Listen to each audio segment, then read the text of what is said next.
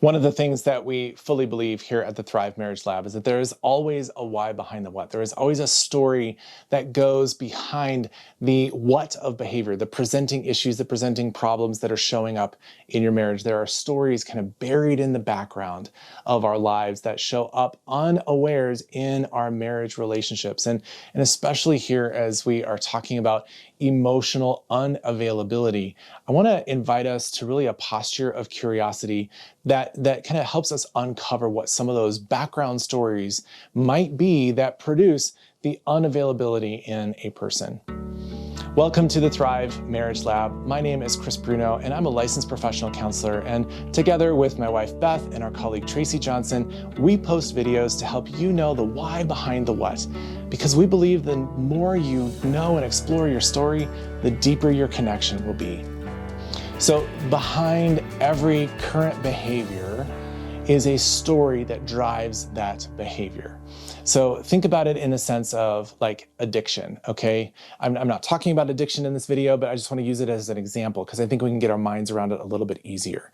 So addiction, and I'm just going to make it super simple, all right? Like if I am addicted to alcohol, if I'm addicted to eating, if I'm addicted to working out, the actual behavior that's happening, the alcohol, the ice cream, the workout, is not actually what I'm addicted to, right? It's not that. It's some kind of emotional background process that I'm trying to escape, numb out, get away from, whatever that is. So I talk about it this way a lot, like, when you sit down and you've had a bad day and you grab that gallon of ice cream and you go sit down and you watch, 7 different episodes of some kind of Netflix binging series or something like that.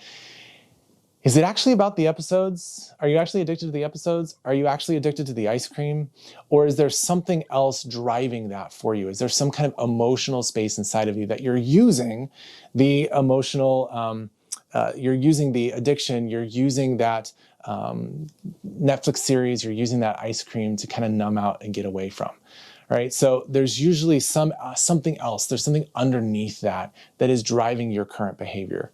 Well, in the same way, when we talk about emotional unavailability, that might be the issue, the presenting issue, the thing that's kind of out front, but behind that are stories that drive that behavior.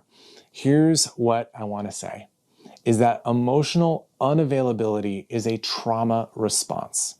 It is a trauma response. And especially from traumas that happened long time ago, traumas that occurred many, many, many years ago in your life or in your spouse's life, where to feel something, to have emotions was in some way not okay.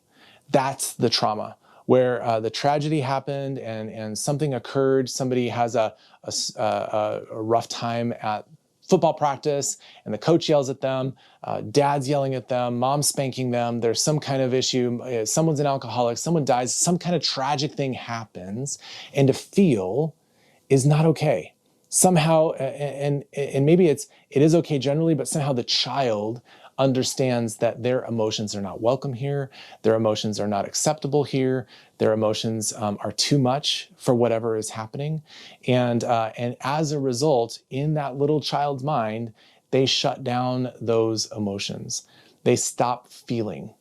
Because to stop feeling is better than to be dismissed. To stop feeling is better than having more of dad's rage for your crying or your outbursts of anger or the sad feelings that you have that are just too much for him to bear.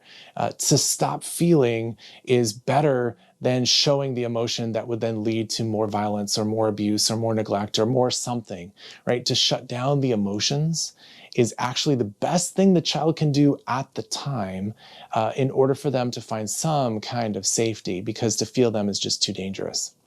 And I mean that dangerous in the sense of all the words. It feels too dangerous, like it just feels too much for them, or it feels too dangerous in the general world. Like I said, my emotions will elicit my dad's rage, something like that. In order for me to be safe, I need to shut down my emotions. I need to shut down what I'm feeling. So already you can begin to feel, hopefully, that the current situation that you're experiencing in your marriage of your spouse being emotionally unavailable is driven out of stories where their emotions, it was better for them to make them unavailable than to make them available in the past.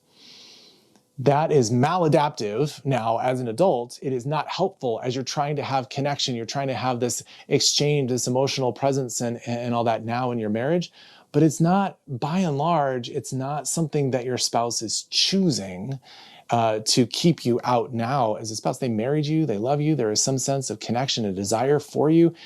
And as soon as they begin to feel some kind of emotion like they did as a child, that subconscious, unconscious kind of response, that trauma response comes online and they shut down. So my hope is that you understand that emotional unavailability is a trauma response that is ingrained into and now is the default of your spouse's response to feelings. So if you, as a spouse, can have some kind of curiosity rather than the feeling of rage or anger of, hey, why aren't you here? Why don't you show up? Come on, turn on.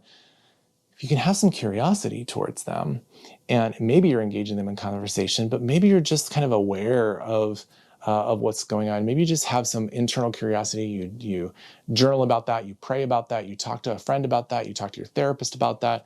What could the curiosity lead you to in order to start to bridge the gap and create with your spouse, if they're willing, some level of safety for them to come out. Emotional unavailability is a trauma response. Far too many people believe it is a choice. And the reality is, by and large, it is not a choice. It is a trauma response from the past that is showing up now in your marriage. So we'll talk more about what to do with this and how to engage that, how to grow out of it, and how to kind of find each other again in your marriage in future videos. Thanks so much.